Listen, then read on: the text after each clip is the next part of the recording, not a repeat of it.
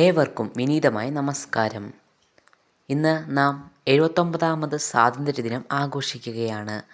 1947 August 15 British സാമ്രാജ്യത്തിൻ്റെ അടിമത്തത്തിൽ നിന്നും നമ്മുടെ ഇന്ത്യ സ്വതന്ത്രമായി സ്വാതന്ത്ര്യത്തിൻ്റെ 79 വർഷങ്ങൾ പൂർത്തീകരിക്കുന്ന ഈ വേളയിൽ നമുക്ക് അഭിമാനിക്കാൻ ഏറെയുണ്ട്. ഈ ദിനം നമ്മുടെ സ്വാതന്ത്ര്യ സമര സേനാനികളെ ഓർക്കുകയും അവരുടെ ധീരകഥകൾ സ്മരിക്കുകയും ചെയ്യാം.